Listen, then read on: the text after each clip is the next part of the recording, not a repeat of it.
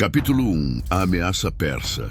No ano de 480 a.C., o Império Persa, sob o comando de Xerxes I, lançou uma vasta campanha militar para invadir a Grécia.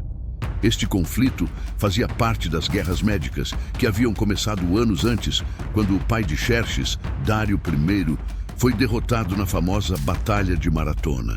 Determinado a vingar a derrota e expandir seu império, Xerxes reuniu um dos maiores exércitos da antiguidade, com números estimados em centenas de milhares de soldados. Entre os alvos dessa campanha estava Esparta, uma cidade conhecida por sua cultura militar rigorosa e seu exército de elite. Mensageiros persas foram enviados às cidades gregas exigindo terra e água, símbolos de submissão.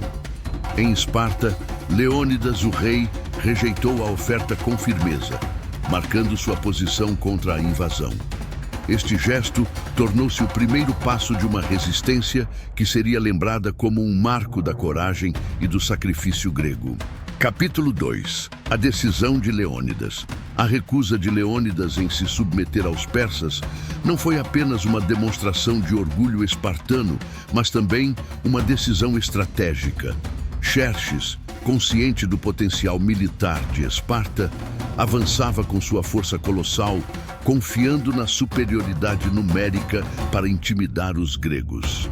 Para deter esse avanço, Leônidas propôs defender a passagem das Termópilas, um estreito desfiladeiro que anulava a vantagem dos números persas, obrigando-os a combater em um espaço limitado. Antes de partir, Leônidas consultou o oráculo de Delfos, uma prática comum entre os gregos antes de empreitadas importantes. A profecia foi sombria. Esparta seria destruída ou um de seus reis teria que morrer. Leônidas, ciente das implicações, escolheu liderar 300 de seus melhores guerreiros em direção às Termópilas, com o objetivo de resistir o máximo possível. Sua decisão não era apenas uma missão militar, mas também um ato de sacrifício pelo futuro da Grécia. Capítulo 3. A caminhada para Termópilas. Leônidas e seus 300 guerreiros partiram em direção às Termópilas, acompanhados por contingentes menores de outras cidades gregas. Durante a jornada, os soldados espartanos demonstravam sua disciplina inigualável, marchando em silêncio, focados na missão que tinham pela frente. Para eles, a batalha era uma oportunidade de alcançar glória eterna, mesmo diante da certeza da morte. A atmosfera entre os aliados era de admiração e respeito. Os líderes de outras cidades reconheciam a coragem de Leônidas e de seus homens, mas também carregavam dúvidas sobre suas chances contra a força persa. Contudo, a determinação espartana era inabalável, irradiando confiança. Capítulo 4.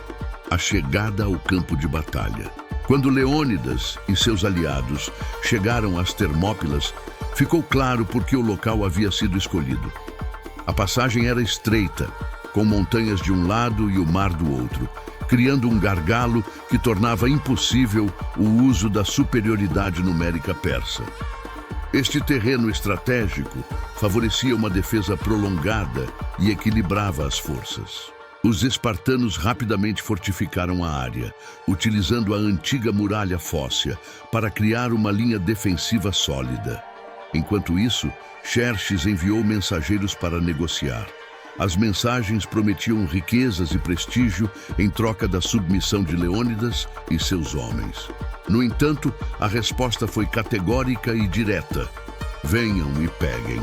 A recusa enfureceu Xerxes, que ordenou que seus comandantes se preparassem para um ataque. Para os gregos, no entanto, a posição defensiva era clara. Com a passagem protegida e os homens preparados, tudo estava pronto para a batalha que definiria suas vidas e seu legado. Capítulo 5. A primeira investida persa. No amanhecer do primeiro dia de combate, Xerxes ordenou que sua infantaria leve avançasse contra as linhas gregas. Ele acreditava que a superioridade numérica esmagadora seria suficiente para romper a defesa espartana. No entanto, o exército persa encontrou uma resistência feroz e inesperada. Os espartanos lutavam em formação de falange, uma tática que exigia disciplina e coordenação impecáveis. Escudos se uniam, criando uma parede quase impenetrável, enquanto lanças longas permitiam ataques precisos contra os inimigos que se aproximavam.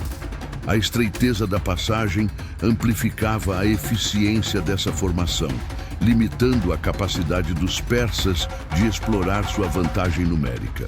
O primeiro ataque foi repelido com pesadas baixas para o lado persa.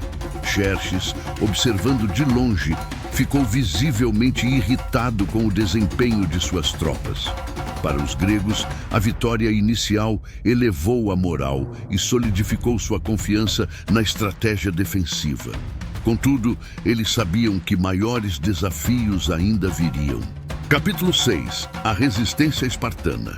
Após o fracasso inicial, Xerxes decidiu enviar sua força de elite, os Imortais, acreditando que sua experiência e disciplina superariam os gregos.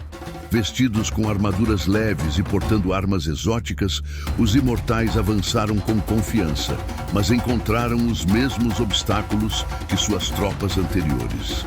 Os espartanos, liderados por Leônidas, utilizaram o terreno a seu favor, atraindo os persas para o ponto mais estreito da passagem. Ali, o combate corpo a corpo favorecia os soldados gregos, cujas armaduras pesadas e armas mais longas ofereciam uma vantagem decisiva. Apesar de sua reputação, os Imortais foram derrotados com severas baixas e os gregos mantiveram sua posição. A repetição dos ataques persas, todos repelidos, começou a desgastar o moral do exército de Xerxes. Para os espartanos e seus aliados, cada vitória fortalecia a crença de que sua estratégia estava funcionando. Ainda assim, sabiam que não poderiam resistir indefinidamente. Capítulo 7. A traição de Efialtes. Enquanto Xerxes buscava alternativas para romper a defesa grega, a solução veio de uma traição. Efialtes, um pastor local, aproximou-se do acampamento persa com informações valiosas. Ele revelou a existência de um caminho secreto nas montanhas que contornava as Termópilas, permitindo que os persas flanqueassem os defensores. Motivado por ambição e desejo de reconhecimento, Efialtes guiou uma força persa pelo caminho durante a noite. Com a vantagem estratégica dos gregos comprometida, Leônidas foi informado por batedores sobre o cerco iminente. Apesar da traição, ele decidiu permanecer, consciente de que seu sacrifício poderia inspirar toda a Grécia. Capítulo 8. A última resistência. Ao saber da traição, Leônidas convocou os líderes das forças aliadas. Ele ordenou que a maioria das tropas gregas recuasse para alertar suas cidades e preparar uma defesa mais ampla. Apenas os 300 espartanos, acompanhados por pequenos contingentes de tebanos e téspios, permaneceram. Leônidas dirigiu-se aos seus homens pela última vez, exaltando a importância de seu sacrifício. Para os espartanos, a morte não era uma derrota, mas uma oportunidade de alcançar a glória eterna. Determinados, eles reforçaram sua posição, conscientes de que lutariam até o fim contra as forças persas que agora os cercavam. Capítulo 9. O sacrifício final. Completamente cercados, os espartanos e seus aliados travaram sua última batalha. Mesmo sabendo que não havia escapatória, lutaram com uma ferocidade que impressionou até os persas. Leônidas liderou pessoalmente o combate, inspirando seus homens a resistirem enquanto podiam.